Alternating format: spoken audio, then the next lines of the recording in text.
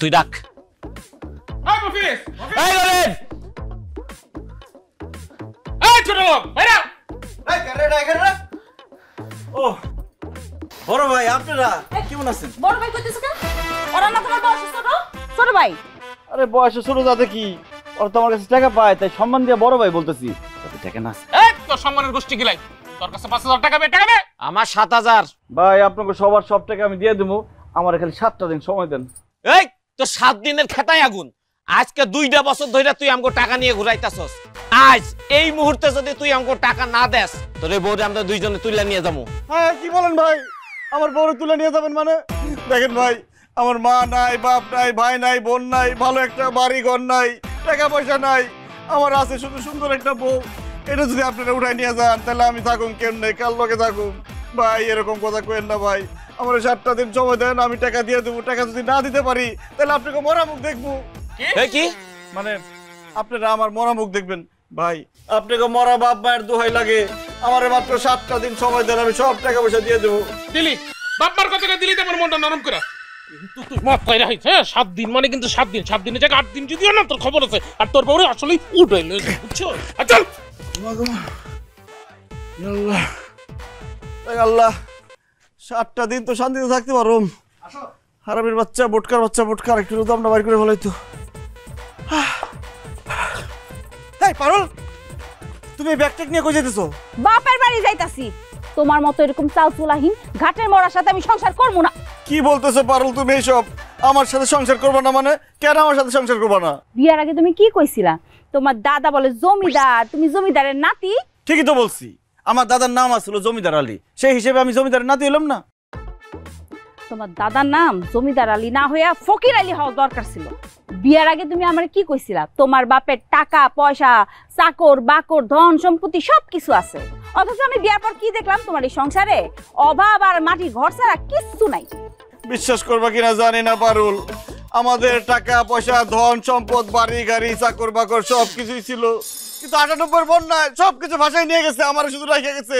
এরপর থেকে তো আমি গরিব। কিন্তু আমি তো তোমার গরিব দেখা বিয়া করি নাই। আমি তো জানতাম তোমার অনেক টাকা পয়সা আছে, অনেক সম্পত্তি আছে, সেজন্য আমি বাপ মারে না কয়ে পালাইসা তোমার লগে বিয়া করছি। অথচ আমি বিয়ার পর কি বুঝলাম? তুমি আমার হাতে হারিকেন ধরা মুলা ঝুলায় আমারে বিয়া করছো। তোমার মাথায় তোমার চুলের থেকে ঋণের বোঝা বেশি। আর এই বাড়িতে বেশি দিন থাকলে তোমার কোনো পাওনাদার ঠিকই একদিন আমারে তুইলা নিয়ে যেত। সেজন্য আমি আর তোমার সংসার করবো না। আমি এখন আমার বাপের বাড়ি চলে যাবো। এইভাবে বলো না জান, তুমি আমার সারা চলে গেলে আমি মরে যাব, বরবাদ হয়ে যাব, সন্ন্যাস হয়ে পাগল হয়ে রাস্তায় রাস্তায় ঘুরবো। আর আমি এখানে বেশি দিন থাকলে আমার এই ফর্সা শরীর পুরা কালো হয়ে যাবো, অল্প বয়সে আমি বুড়া হয়ে যাবো। কারণ তুমি আমার জীবনে কোনোদিন শাড়ি গয়না মেকআপ কোনোদিন কিছু কিনে দিতে পারবা না। অবশ্যই পারম জান, এইভাবে বলো না, আমার এই দিন থাকবো না, আমার শুধু কয়টা দিন সময় দাও, তোমার আমি শাড়ি গয়না চুরি মেকআপ সব কিছু কিনা দেবো, রাজরানীর হালে রাখবো। ঠিক আছে, বিয়া যখন কইরেই ফেলাইছি তখন আর কি করব। কিন্তু তোমার আমি পাওনাদার মতো 7 দিনের সময় দিলাম। এই 7 দিনের মধ্যে যদি তুমি আমার শাড়ি গয়না না কিনা দিছো, তাহলে ওই পাওনাদাররা আমার আয়া কিনিয়া যাব, আমিও ওগুলোকে যাবো গিয়া। আল্লাহ, কি কইতেছে এসব? আমার বউ নাকি পাওনাদার লগে চলে যাইবো? টাকা ও পাখি তুমি উইরা উইরা আসো, উইরা উইরা আইসা তুমি আমার পকেটে ঢুকো। আল্লাহ, তুমি আমার হঠাৎ বড় লোক বানাই দাও। আল্লাহ আল্লাহ, আমার টাকা দাও। আল্লাহ আল্লাহ, আমার টাকা দাও, নাহলে একটা চাকরি দাও, নাহলে লটারি লাগাই দাও। আল্লাহ আল্লাহ, আমার রিজিক বাড়াই দাও। আল্লাহ, নাহলে আমার বউ আমার ছেড়ে চলে যাবো। আল্লাহ আল্লাহ আল্লাহ আল্লাহ আল্লাহ, আমার টাকা দাও। আল্লাহ টাকা দাও, টাকা দাও, আল্লাহ টাকা দাও, টাকা দাও, আমার টাকা দাও। আল্লাহ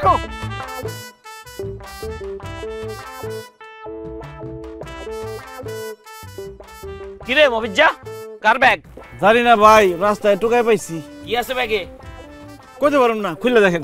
একটু তোমার উপরে কত বড় সাহস! হ্যাঁ, ফকিনের বাচ্চাকে আমরা বলে ব্যাগ খুলবো? কল ফকিনের বাচ্চা, আমরা অর্ডার দেয়। কল খুলতেছি ভাই। অর্ডার দেয়।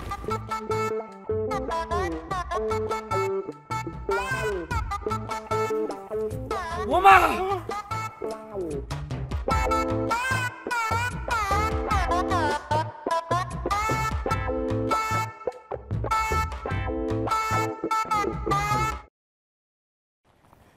আল্লাহ গো, আমার তো কপাল খুইলা গেছে।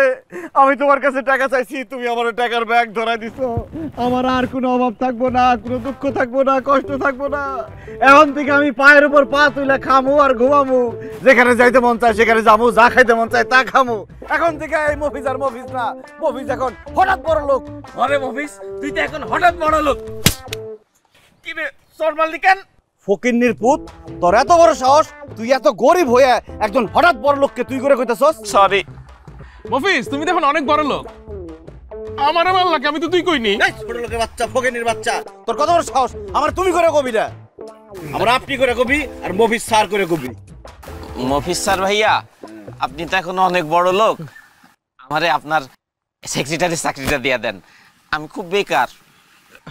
মফিজ স্যার ভাইয়া, আপনি তো টাকাগুলা পাই এখন হঠাৎ বড় লোক হইছেন না, একটা বডিগার্ড হইলে আপনার লেগে ভালো হইব।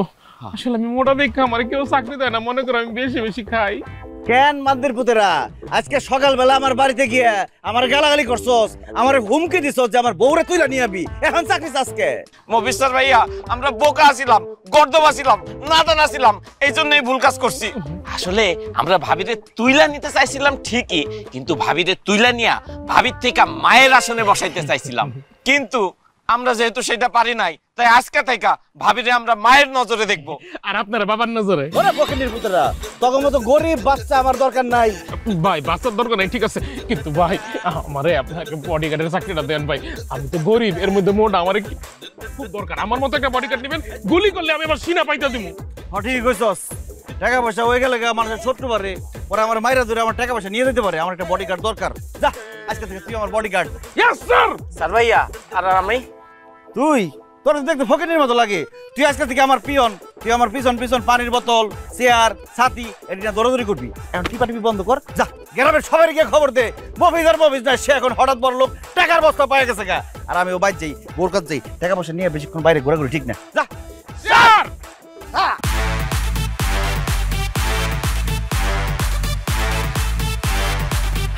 আরে এই দোকানে ও বিল্লাল ভাই, বিল্লাল ভাই কি হয়েছে জানোনি? আমগো মফিজ আছে না, বস্তা ভর্তি টাকা পাইছে। আরে মফিজ হঠাৎ বড় লোক হয়ে গেছে। হাই হাই কো কি মফিজ বড় লোক হয়ে গেছে? হ্যাঁ। আরে সবাইকে খবরটা দিতে হইব, বস্তায় বস্তা ভর্তি টাকা পাইছে, লও লও।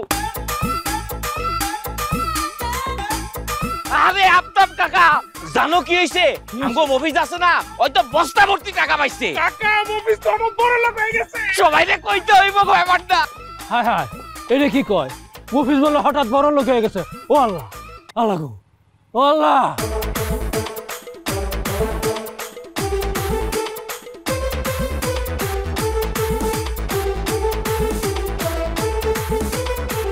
এই রিয়াজ ভাই, রিয়াজ ভাই কি হইছে জানেননি? কি হইছে?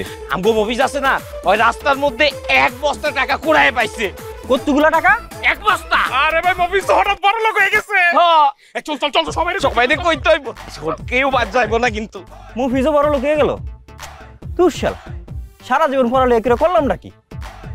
রাস্তার উপরে খালি উপর দিকে ছাই আডি, এখন তুই নিচের দিকে ছাই আডু। যে আসবে আমার প্রাণের স্বামী, আমার প্রাণের স্বামী ঘরে আসছে, এত দেরি হলো কেন স্বামী? আরে শরীরটা আমার কাছে, আহো তোমার শরীরটা মুখে দে। ওরে নোংরা হাত দিয়ে আমার ধরবি না, আমার গা নোংরা হয়ে যাবো, আমার জামা কাপড় নোংরা হয়ে যাবো, অপরিষ্কার। ঠিক কইছো, একদম ঠিক কইছো। কি লেগে যে আমি তোমার ধরতে গেলাম, এই ময়লা হাত দিয়া একদম নোংরা করে দিলাম তোমার, তাই না? কিন্তু তুমিও কামটা ঠিক করো না আমার ধাক্কা দিয়া। তুমি এক কাম করো, আমার একটা থাপ্পড় দাও, তাহলে যদি আমার শিক্ষা হয়।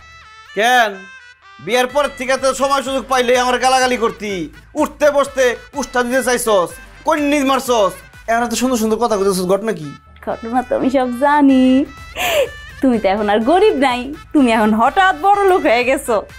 তোমার মতো বড় লোকের হাতে থাপ্পড় খাওয়া তো এখন সৌভাগ্যের ব্যাপার। মারো না, একটা থাপ্পড় মারো, মারো। কি যে মজা, কি যে মিষ্টি। বাহ, টাকার তো অনেক পাওয়ার রে, মুহূর্তের মধ্যে তোর বদলাই দিছে। যে কি বলো না, বলো না, বলো না। কই কই আস্তে দেখো না কত টাকা। টাকা টাকা টাকা টাকা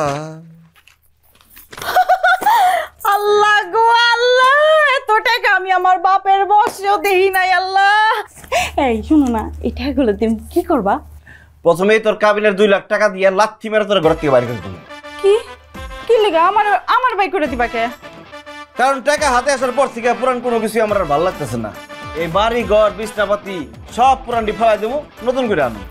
ভাবতেছি বউটা বদলায় নতুন একটা বউ নিয়ে আমু। তুই না কইছস আমার লগে সংসার করবি না? এই নে তোর কাবিনের 2 লাখ টাকা, আর লগে আরো 1 লাখ টাকা দিলাম। এই নে 3 লাখ টাকা নিয়ে বাইরে যা। আরে কি কইতাছো তুমি? আমার কিচ্ছু লাগবো না, এই টাকা টুকা কিচ্ছু লাগবো না। আমার খালি তোমারে দরকার। তুমি আমার জীবন, তুমি আমার মরণ, তুমি আমার সব কিছু। তোমার ছাড়া আমি বাঁচবো না গো। কেন সকালবেলা না তুই আবার কইলি যে তুই আমার লগে সংসার করবি না, ব্যাগ বুক লইয়া বাপের বাড়িতে যাস গা? আরে তখন তো আমি বোকা ছিলাম, গাধা ছিলাম, রাম ছাগল ছিলাম, সেই জন্য আমি এইসব কথা বলছিলাম। কিন্তু এখন আমি সব জ্ঞানে সব বুদ্ধিতে বলতেছি, আমার কোনো কিছুর দরকার নাই। আমার শুধু স্বামী তোমারই দরকার। আমি শুধু তোমার সাথেই সংসার করবো। কেন আমার সাথে সংসার করবি কেন? আমি তো ফকিন্নি, গরিব, দিন আনি দিন খাই, তোর কিছু দিতে পারি না। আরে তুমি তো এখন গরিব না, গরিব হয়েছে আমার বাপ মা 14 গোষ্ঠী। তুমি তো এখন বড় লোক, বড় লোকের বিরাট কারবার। ঠিক কইছস, তোর জামাই এখন বিরাট বড় লোক, কথাবার্তা হুশ করে কবি, আর আমার সবসময় সম্মান দিয়ে কথা কবি। আমি যেভাবে চলতে কমু ওইভাবে চলবি। যদি আমার কথার অবাধ্য হস, একটা লাথি মেরে বাড়িতে বাইর করে দেব। তুমি না একটা কাজ করো, আমার এখনই একটা লাথি মারো, আর নয়তো আমার এই কথাগুলো মনে থাকবো না। মারো মারো মারো। অনি মারুম? ঠিক আছে মারি। না আমি মশা মাইরে আমার পা নোংরা করতে চাই না। অঞ্জা কথা বাড়াইস না, যা আমার লেগে শরবত নিয়ে আয়, আমার অনেক কাম আছে, টাকা গুনতে হইব। যা সর।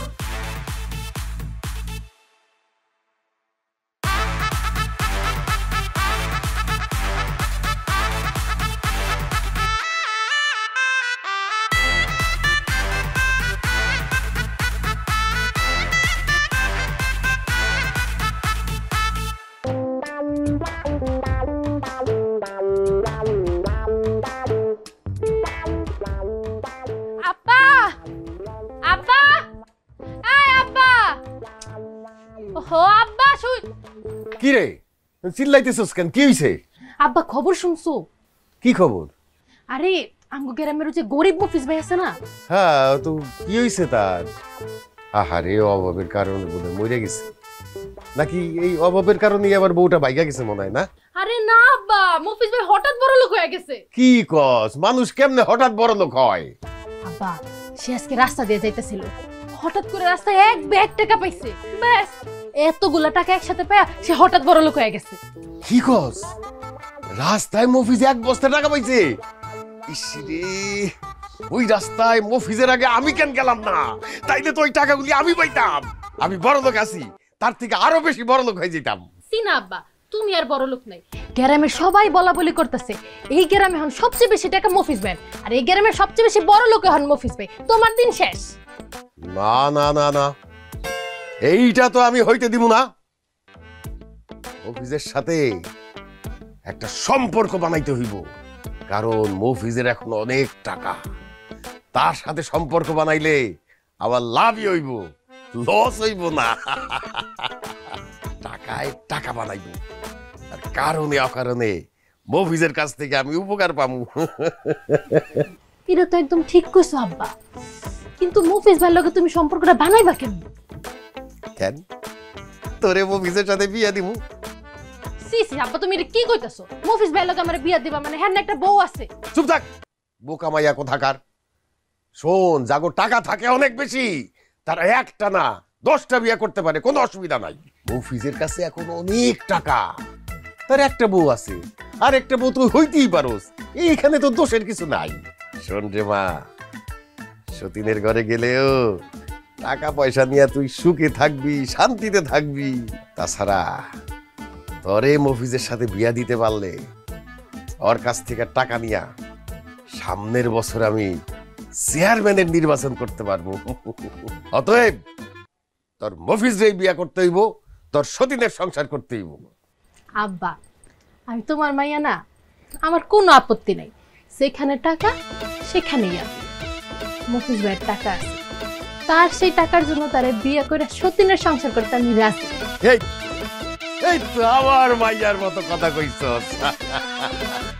ঠিক আছে,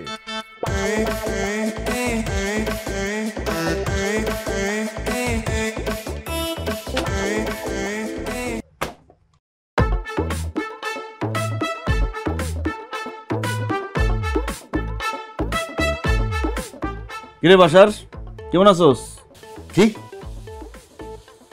আমার নাম ধরে ডাকতেছো, আবার আমার তুই তুই করে কইতেছো? হঠাৎ বড় লোক হয়ে যাওয়ার পর থেকে হাতে অনেক টাকা পয়সা আয় পড়ছে তো, তার আর সম্মান করতে ইচ্ছা করে না। তাছাড়া তোরে আমি আগেও তুই করে কইতাম, কিন্তু মনে মনে সামনাসামনি কর সাহস পাইতাম না। অন টাকা পয়সা হয়ে গেছে, অন সাহস বেড়ে গেছে। দেখ তোর লোকে খাজুরে আলাপ পেরে লাভ নাই। কে লেগেছিস ক? শোন মফিজ, টাকাওয়ালার সাথেই টাকাওয়ালার সম্পর্ক হয়। আমারও প্রচুর টাকা আছে, তোরও দেখতেছি টাকার অভাব নাই। এই জন্যেই আমি তোর কাছে একটা সম্পর্ক করার প্রস্তাব নিয়ে আসছি। কি প্রস্তাব? প্রস্তাবটা হইল আমার মাইয়ার সাথে তোর বিয়ার প্রস্তাব। চাচা, এটা আপনি কি কইলেন? আমার জামাইয়ের সাথে আপনার মেয়ের বিয়ের প্রস্তাব নিয়ে আসছেন? আপনি কি ভুলে গেছেন যে মফিজ বিবাহিত, আমি তার স্ত্রী? ভুলা যাবো কেন, যাইনে শুনেই আসছি মা। যারা টাকাওয়ালা তাদের ঘরে 10টা বউ থাকলে কোনো সমস্যা নেই।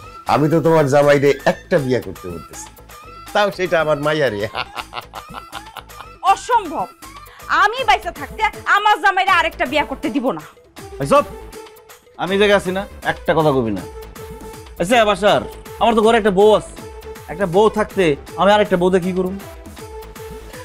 মফিজ, তুমি বুঝতে পারো না, টাকাওয়ালা মানুষের ঘরে সব থাকে নতুন জিনিস। তোমার ঘরে তো এটা তো পুরান। আমার মায়ারে বিয়া কইরা তুমি নতুন জিনিস ঘরে নিবা।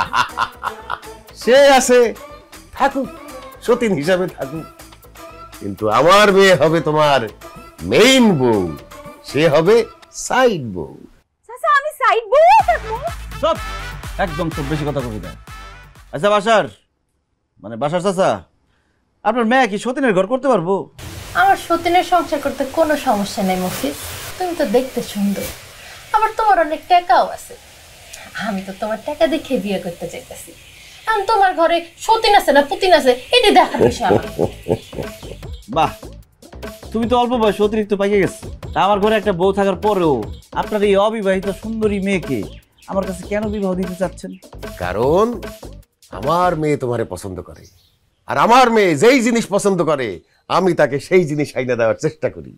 আমার মেয়ে তোমারে পছন্দ করছে, সেই জন্য আমি তোমার আর আমার মেয়ের বিয়ের কথাবার্তা বলতেছি। আর তাছাড়া তোমারও টাকা হইছে, আমার তো আগের থেকেই টাকা আছে। এই আমাদের দুই হাত যদি একসাথে মিলা যায়, তখন দেখবা আমরা খালি সামনের দিকেই আগাইতেছি, পিছনে আর তাকাইতে হইব না। একদম ঠিক বলছেন চাচা, আপনার সাথে সম্পর্ক হইলে খারাপ হয় না, বড় লোকের সম্পর্ক। আপনার প্রস্তাবটা আমার ভালো লাগছে, চিন্তা ভাবনা করি তারপরে জানাবো। আপনি এখন আসতে পারেন। মফিজ, এখানে আমার ফোন নাম্বার লেখা আছে, 24 ঘন্টাই খোলা থাকে। যে কোনো ধরনের আলাপের জন্য তোমার যখন খুশি তুমি কল দিতে পারো, আমার সাথে কথা বলবে। এই নাও। তুমি তাড়াতাড়ি তোমার সিদ্ধান্তটা জানাও, তোমার সিদ্ধান্তের অপেক্ষায় রইলাম। চল রে মা।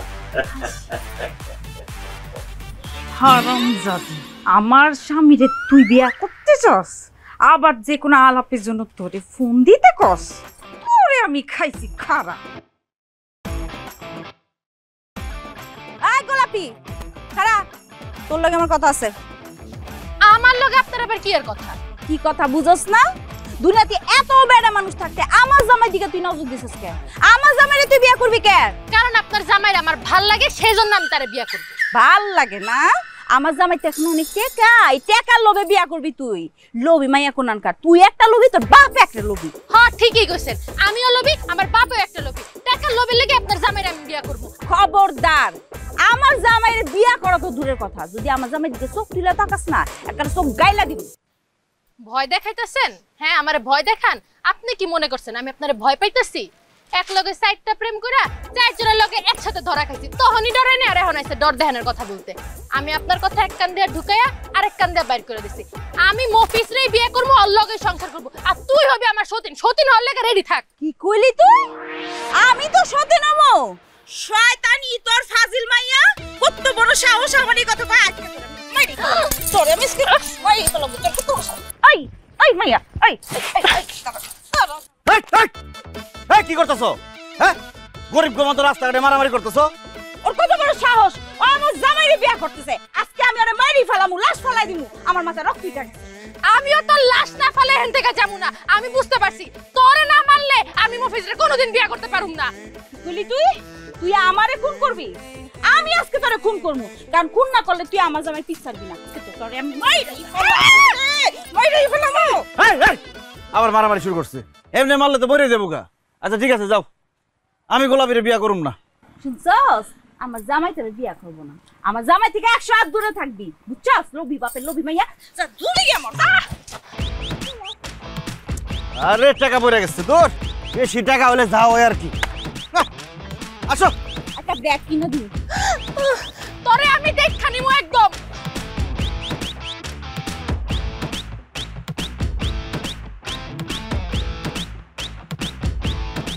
আহারে, একলা মানুষ এতগুলো টাকা কেমনে গুনবা? চলো পানি খাও। আহারে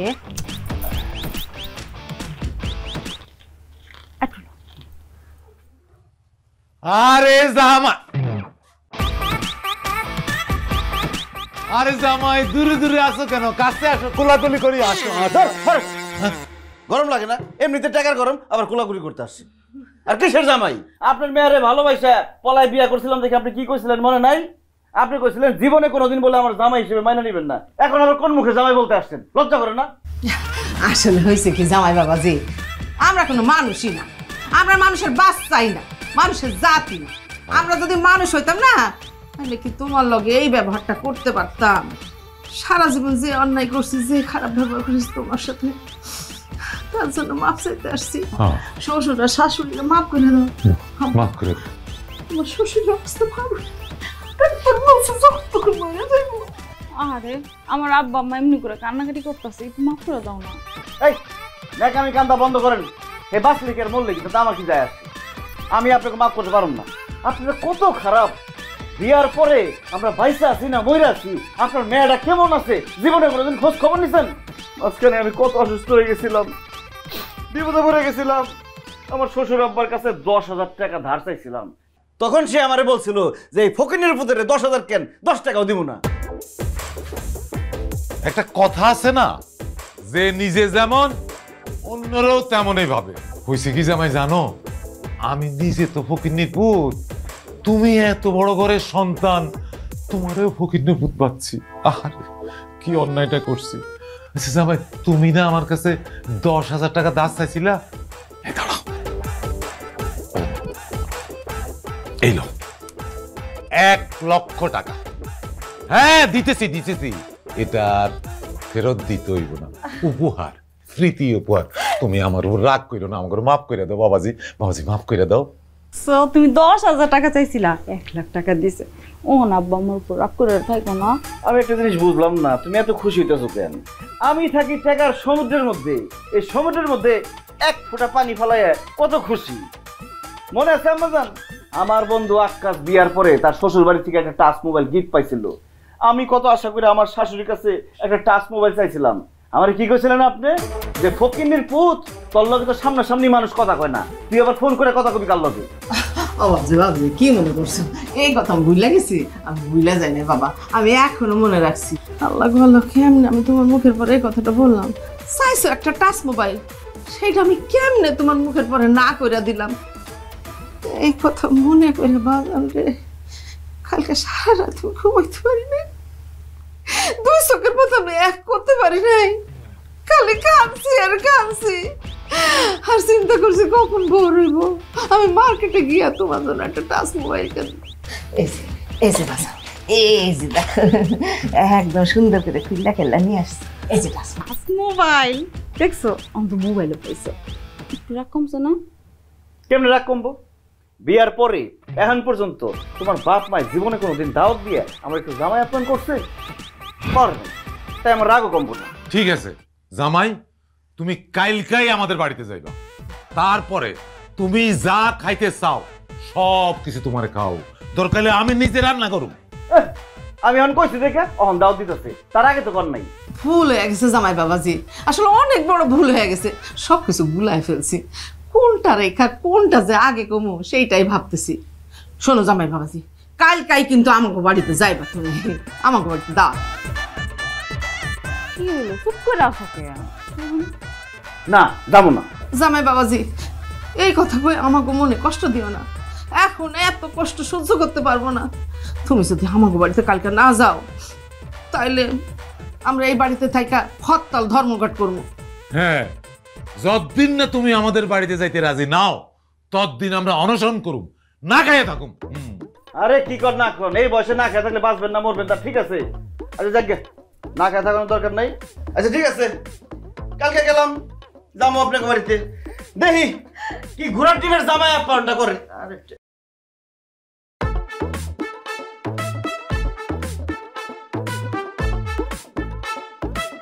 জামাই, শেষ পর্যন্ত যে তুমি আমাকে বাড়িতে আসছো সেজন্য আমি খুব খুশি হয়েছি। জামাই বাবাজি, তোমার পছন্দের পোলাও, মুরগির রোস্ট, ডিমের কুরমা, তারপরে হচ্ছে গরুর ভুনা, মাছ ভুনা, এই যে বেগুন ভাজি সব রান্না করছি, তুমি মন ভরে খাও বাবা। না আম্মা, আমার পছন্দের সব খাবার রান্না করতে পারেন নাই, এখানে আইটেম অনেক কম হয়েছে, কিন্তু আপনারা তো গরিব মানুষ, গরিব হওয়ার পরও যে এত কিছু চেষ্টা করছেন তাতে আমি একটু খুশি হয়েছি। ধন্যবাদ বাবাজি, তোমার যে কিছুটা হইলেও খুশি করতে পারছি সেজন্য আমি নিজেও খুশি। তা বাবাজি আর দেরি কেন, বিসমিল্লাহ কইয়া খাওন শুরু করে দাও। আমি তো আগে খাবো না, আগে খাইবো ওরা দুইজন।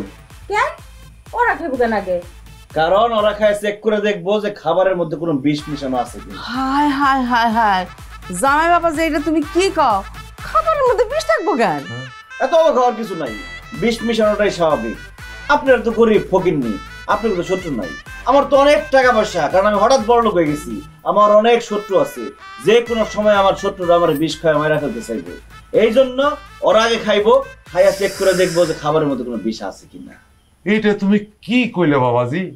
আমরা তোমার শ্বশুর শাশুড়ি, আমরা তোমার খাওয়ার মধ্যে ভেজাল দেবো কেন? তুমি আমাকে বিশ্বাস করো না? না, আমি একমাত্র টাকা ছাড়া অন্য কাউরে বিশ্বাস করি না। এই খা দেখ। জি স্যার ভাইয়া।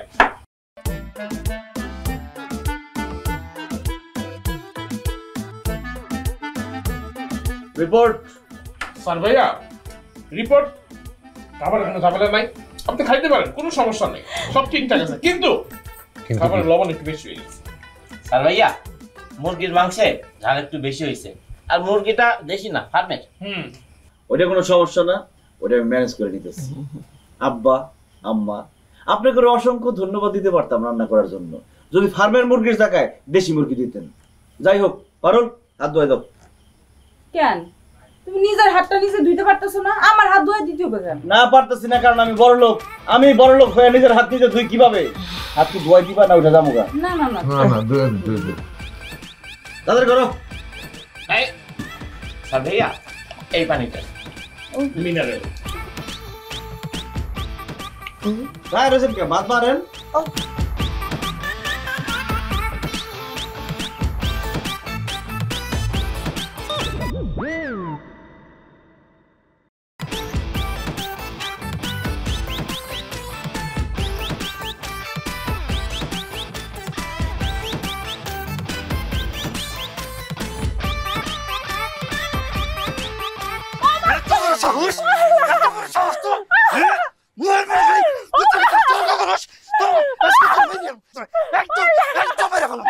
আল্লাহ দোহাই লাগে আমারে আর বাইরেন না, আপনি আমারে মারতেছেন কে? তোরে মার মনে চাদর করমু। হ্যাঁ, বিয়ার সময় তোর ভাই আমারে কইছিল 1 লাখ টাকা যৌতুক দেব।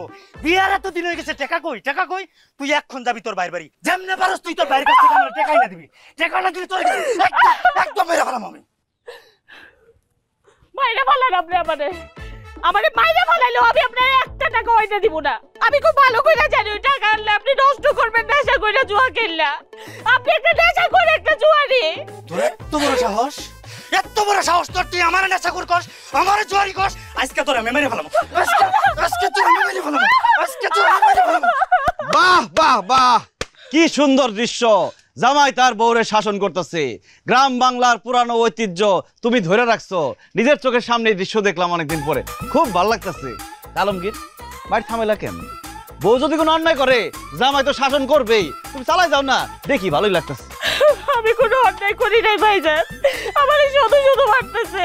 তোমার কাছ থেকে টাকা আইনা দেই না কেন এর জন্য? কি আলমগীর তোরে এতক্ষণ কোনো কারণ ছাড়াই মারছে, আবার টাকাও চাইছে। তা আলমগীর তুমি জানি কত টাকা চাইছিলা? কত টাকা আবার? যে কয় টাকা দেওয়ার কথা ছিল ওই কয় টাকায় 1 লাখ টাকা। 1 লাখ টাকা? যদি 2 লাখ দিই কেমন হয়? খুবই ভালো হয়। দিবেন ভাই, দেন 2 লাখ টাকা দেন। তোমার দেবো না, আমার পাশে যে দুজন দাঁড়ায় আছে তাকে 2 টাকা দেবো। কারণ কি জানো, তারা অক্ষণ তোমারে গ্যাংনাম স্টাইলে পিটান শুরু করে দিব।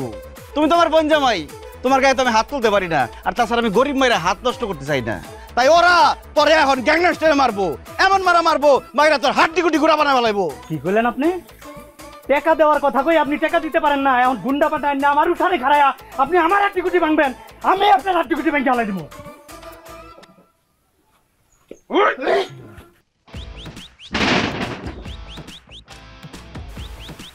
কি ব্যাপার, আমি এনে এলাম কেমনে? বান্দির বাচ্চা, তোর কত বড় সাহস! যৌতুকের টাকার লিগে তুই আমার বোনের গায়ে হাত তুলছস। টাকা তো তুই পাবি না, উল্টা তোরে আমি জেল খাটাবো।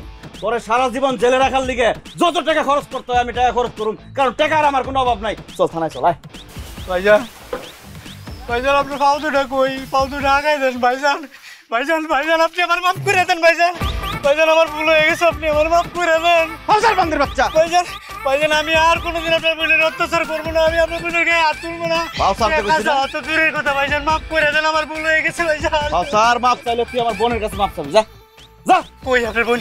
বউ বউ বউ বউ আমার মাফ করে দাও বউ, আমার ভুল হয়ে গেছে, আমার মাফ করে দাও, আমার মেরে বলাইবো বউ, আমি আর কোনোদিন তোমার গায়ে হাত তুলবো না বউ। গায়ে হাত তুলবেন না ভালো কথা, কিন্তু ভাইজান ও নেশা করে, জুয়া খেলে, তার কি হইব? তাই নাকি আলমগীর? তুমি আবার নেশাও করো? তাইলে তো তোমার থানায় যাওয়ানি লাগবো। চলো পুলিশের সাথে একটু দেখা করে এসো। আসো। নেশা কি?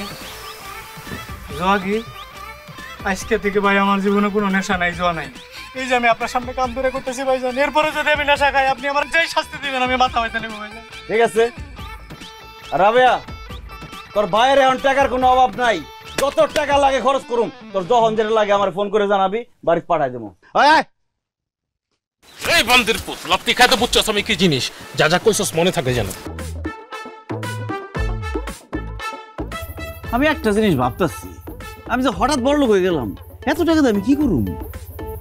আমিও ভাবছি তোমার কাছে তো অনেক টাকা, মাটির ঘরে থাকতে না ভালো লাগে না। তুমি বাড়ি ঘরে কাম দাও না কে?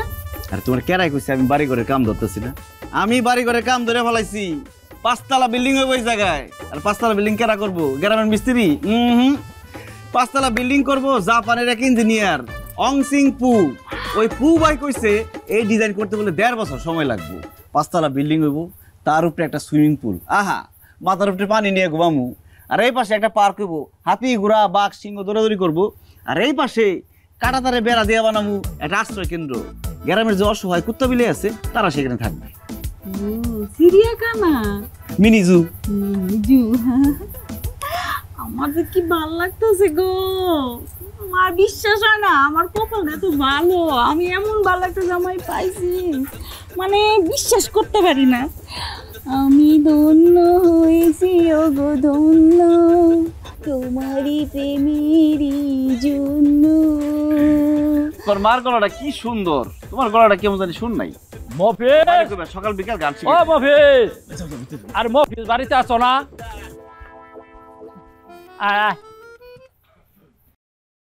আসসালামু আলাইকুম ভাই। কি চাচা, আপনারা সবাই এত রাইতে আমার বাড়িতে? আরে এখন তো তোমার দিনের বেলায় পাওয়াই যায় না, এত ব্যস্ত থাকো, তাই আমরা রাত্রিবেলা তোমার সাথে একটু কথা বলতে আসছি, জরুরি কথা আছে তোমার সাথে। হ্যাঁ এটা অবশ্য ঠিক বলছেন, টাকা পয়সা হইলে যাও আর কি, সময় পাই না। তখন কি কইতেছেন? সামনে বাজার কমিটির নির্বাচন, আমরা সবাই চাই তুমি এইবার বাজার কমিটির সভাপতি হইবে। কেন বাজার কমিটির সভাপতি আমি কেন? আরে তুমি হইলা সবচেয়ে টাকা পয়সার মালিক, ধনী লোক, তুমি বাজার কমিটির সভাপতি নইলো কেন হইব? আমরা আগের কমিটির সভাপতি মানি না।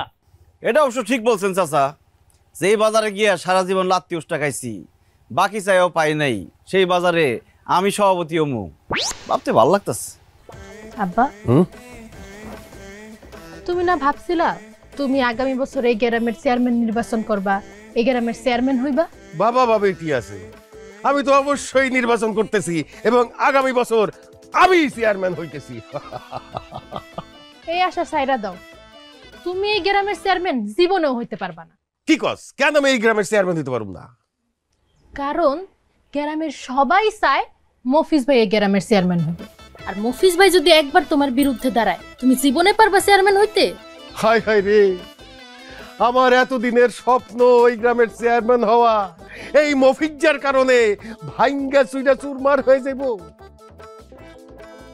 না না না না না, ওই মফিজ রে আমি তার আগে গ্রাম সারা কর্ম দেখা নিস। আব্বা তুমি এটা কি কইতাছো? মফিজ ভাই তো আমগো গ্রামেরই লোক, হেরে তুমি কেমনে গ্রাম সারা করো? দেখবি দেখবি, শোন, মফিজ তো একটা ফকিন্নির পুত, গরিব, চাল নাই চুলা নাই, হঠাৎ করে রাস্তার মধ্যে সে অনেকগুলি টাকা পাইয়া গেছে। এই টাকাটা কার? এইটা তো মফিজের টাকা না। এই টাকার খবর আমি পুলিশের কাছে কয়ে দেব, আর পুলিশ আইসা এই টাকাটা জব্দ কইরা নিব। সাথে সাথে পুলিশ আরো কমু, সে 2 নম্বরই ব্যবসা করে, চোরা চালানি করে, জাল টাকা ছাপায়। তাইলে পুলিশ মফিজ রে বাইন্দা নিয়ে জেলে ঢুকাই দিব, আর তখন আমি হয়ে যাব এই গ্রামের চেয়ারম্যান। আব্বা হ্যাঁ, তোমার বুদ্ধির কাছে তো শয়তানও ফেল মারে। আমার মাঝে মাঝে কি মনে হয় জানো? কি? শয়তান তো আসলে শয়তান না, তুমি একটা শয়তান। আর দেরি করা ঠিক হবে না, তুমি এখনই যাও আর ওই থানায় যায় মফিজ ভাই নামে বিচার দিয়ে আসো।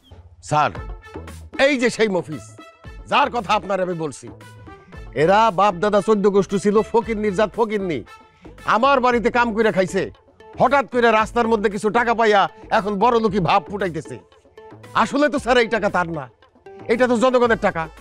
আপনি স্যার তার ঘাড়ে ধইরা এই টাকা আদায় করেন। স্যার মাস্টার সাহেব, আপনি ঠিক বলেছেন। মফিজ, রাস্তায় যে টাকাগুলো তুমি পেয়েছো সেই টাকা কিন্তু তোমার না। এখনো তোমার সময় আছে, টাকাগুলো ফেরত দাও, না হলে কিন্তু পরিণতি খুব ভয়াবহ হবে।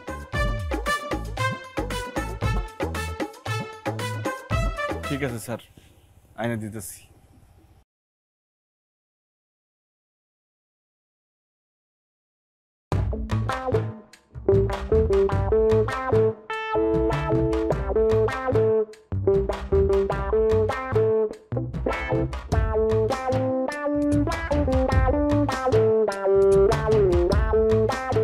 স্যার, আমি রাস্তায় যে টাকাগুলো পাইছিলাম সব এই ব্যাগের মধ্যে আছে।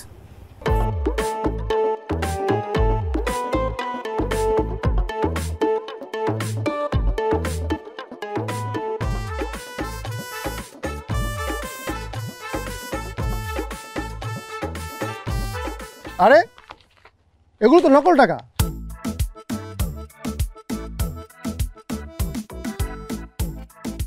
হ্যাঁ, এগুলো তো এফডিসি শুটিং হয় সেই টাকা।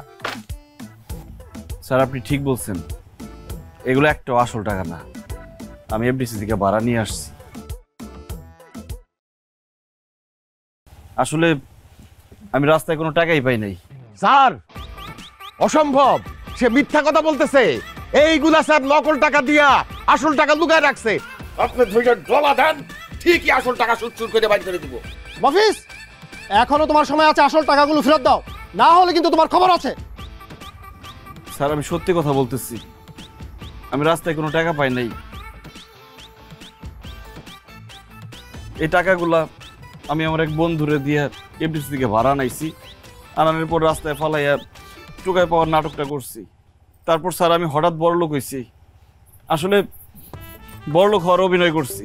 এই তুমি কেন এত বড় মিথ্যা কথা কইছো? কেন কইছো লাখ লাখ টাকা তুমি পাইছো? বলো কেন সাজাইছো নাটক?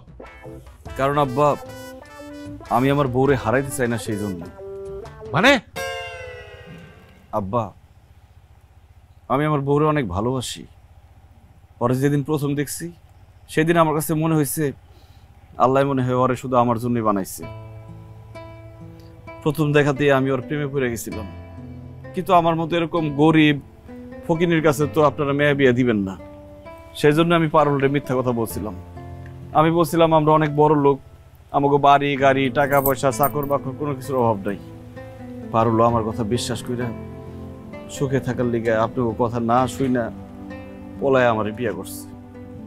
কিন্তু বিয়ার পরও যখন জানতে পারলো আমি গরিব, আমার টাকা পয়সা ঘর বাড়ি কিছুই নাই, আমি ঋণে জর্জরিত। তখন সে আমার লগে আর সংসার করতে চাইতেছিল না, আমার সাইরা চলে যেতে চাইছিল। স্যার, আমি তখন বুঝছি আমার যদি টাকা পয়সা না থাকে আমার বউ আমার লগে সংসার করবো না, আমার সাইরা চলে যাইব। আর সেই জন্য আমি এফডিসি থেকে টাকাগুলো ভাড়াই না নিজেই রাস্তায় ফালায় রাখছিলাম, আর নিজেই হঠাৎ বড়লোক হওয়ার ঘোষণা দিছিলাম গ্রামে। আমি টাকা পাইছি, বড়লোক হয়েছি শুই না, আমার বউ আর আমার ছেড়ে গেল না, আমার সংসারটা টিকে গেল। কিন্তু সত্য তো কোনোদিন চাপা থাকে না। আপনারা সত্যটা যাই না গেলেন যে আমি আসলে বড়লোক হই নাই, আমি গরিব ছিলাম, গরিবই আছি। তবে হঠাৎ বড়লোক হওয়ার নাটক কইরা আমি একটা জিনিস বুঝতে পারছি, জীবনের টাকা পয়সার অনেক দরকার। টাকা থাকলে বিড়ালও বাঘ হয়ে যায়। যার ক্ষমতা নাই তার ক্ষমতায় পড়ে, যার শরীরে শক্তি নাই সে শক্তি পায়, যে অশিক্ষিত সে শিক্ষিত হয়ে যায়। তাই আমি চিন্তা করে দেখছি আমি একদিন অনেক বড় লোক হবো, অনেক টাকা ইনকাম করুম, কিন্তু তার জন্য আমার পাশে পারুল তোমার আমি চাই। আমার মা বাবা আত্মীয় স্বজন ভাই বোন কেউ নাই। ভালোবাসার মানুষ বলতে একমাত্র তুমিই আছো। আমি সব হারাইয়া সব ছেড়ে থাকতে পারুম পারুল, কিন্তু তোমার ছাড়া আমি থাকতে পারুম না। তুমি আমার ছাইরা গেলে আমি মরে যাবো। পারুল রে, মফিজ যে তোরে এত ভালোবাসে সেটা আমরা বুঝতে পারি নাই, আমরা ওরা ভুল বুঝছিলাম। জামাই তোরে এত ভালোবাসে যে সেই ভালোবাসা তুই কোটি টাকা দিয়েও কিনতে পারবি না। আসলে মা বাপ হয়ে আমরা কি চাই, তুই এমন একটা ছেলের কাছে থাক যে ছেলেটা তোরে সারা জীবন ভালোবাসবো। জামাই বাবাজি তো সেই রকমই। আমি মা হইয়া তোরে বলতেছি, মা তুই জামাই বাবাজিরে ছাইড়া যাস না। জামাইরে ছাইড়া গেলে অনেক বড় পাপ হইব, আল্লাহ তোরে মাফ করবো না রে মা। মারে, তোর আমার ঠিকই কইছে, এই জামাই ছেড়ে তুই যাইস না মা। সে যদি তোর ভরণ পোষণ দিতে না পারে, আমি কথা দিলাম আমি তোরে ভরণ পোষণ দেব। তুই এই নিয়ে কোনো চিন্তা করিস না। তাও মা, এই জামাইরে ছেড়ে তুই যাইস না মা। আব্বা, আমার কিছু লাগবে না, তোমাকে টাকা পয়সা কোনো কিছু দরকার নেই। আমার শুধু আমার স্বামীর দরকার, কারণ আমি আমার স্বামীর অনেক ভালোবাসি, অনেক ভালোবাসি। আমি তার ছাড়া কোনোদিন থাকতে পারবো না। যত যাই হোক, সে তো আমার স্বামী, যেমনই হোক সে আমার স্বামী। এখন থেকে আমরা যেমন আছি তেমনই থাকি। আমি আর তোমার কাছে কোনোদিন কিছু চাবো না, খালি তুমি আমারে এমনি ভালোবাসো।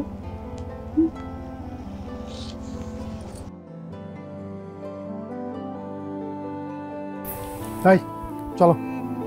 লাল মাটি, সবুজ গাছগাছালি আর ঐতিহাসিক নিদর্শনে সমৃদ্ধ 11 সিন্দুর। এটি ছিল ইশাখার শক্ত ঘাঁটি। কিশোরগঞ্জ পাকুন্দিয়া উপজেলা থেকে প্রায় 8 কিলোমিটার দূরে এই 11 সিন্দুর অবস্থিত। জনশ্রুতিতে আছে বেবুদ নামে এক কোচ উপজাতি প্রধান 16শো শতাব্দীতে 11 সিন্দুর দুর্গটি নির্মাণ করেন। ইশাখা বেবুদ রাজার কাছ থেকে দুর্গটি দখল করেন এবং একে শক্তিশালী সামরিক ঘাঁটিতে পরিণত করেন। 1598 সালে মানসিংহ দুর্গটি আক্রমণ করেন। এই 11 সিন্দুরেই ইশাখা ও মানসিংহের মধ্যে তুমুল যুদ্ধ হয়েছিল। কথিত আছে যুদ্ধের প্রাক্কালে ইশাখা বলেছিল, সাধারণ সৈন্যদের যুদ্ধে না জড়িয়ে 2 দলের প্রধানের যুদ্ধ হোক। এর ফলেই ইশাখা মানসিংহের তরবারির লড়াই শুরু হয়। এক পর্যায়ে ইশাখা তরবারির আঘাতে মানসিংহের তরবারি ভেঙে গেল। ইশাখা তাকে আঘাত না করে তার সেনাপতিকে বলেন মানসিংহকে আরেকটি তরবারি দেওয়ার জন্য। তার এই মহানুভব দেখে মানসিংহ তার যুদ্ধ না করে সন্ধির প্রস্তাব দেন। 1897 সালে ভূমিকম্পে দুর্গটি নিশ্চিহ্ন হয়ে যায়।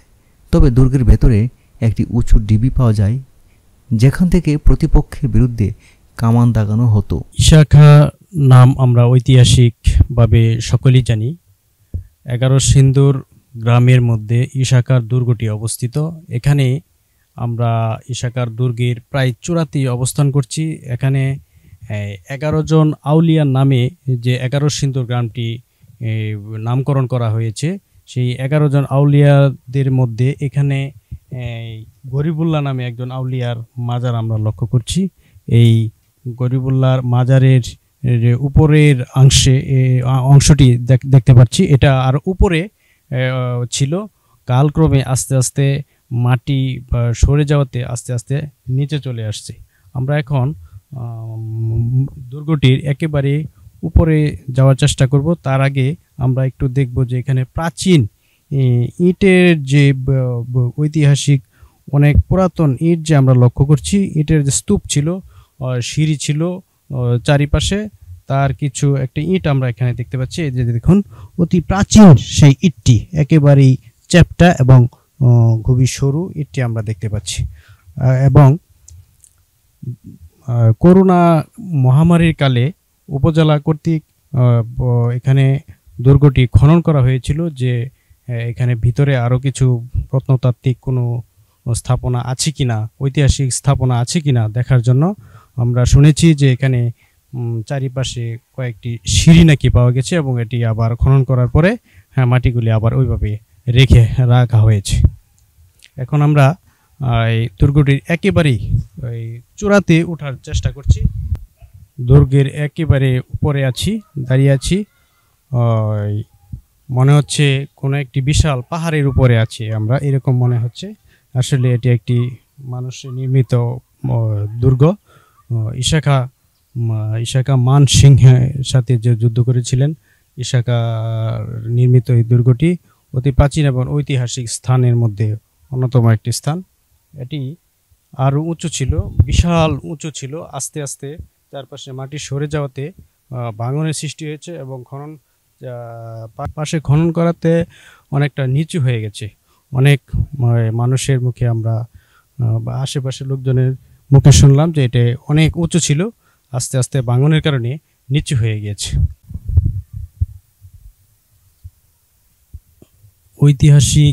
দেশের ঐতিহাসিক স্থানের মধ্যে 11 সিন্ধুর ইশাখার দুর্গের প্রাচীর যেটা আমরা দেখছি, ইশাখার দুর্গের পশ্চিম পাশে এখানে ইটের যে স্তূপ আমরা লক্ষ্য করছি, বোঝা যাচ্ছে যে এখানে অতি প্রাচীন যে ইটগুলি, ইটের যে সিঁড়ি বা স্তূপ এখানে আমরা দেখতে পাচ্ছি। এই দুর্গের পাশে যে এই সিঁড়ি বেয়ে আস্তে আস্তে উপরে তখনকার সৈন্যরা তারা উপরে উঠত, এবং এই সিঁড়ির যে প্রাচীন ইটগুলি আমরা লক্ষ্য করছি, ধারণা করছি যে শত শত বছর পুরনো এই ইটগুলি এখানে স্তূপাকার রাখা হয়েছে।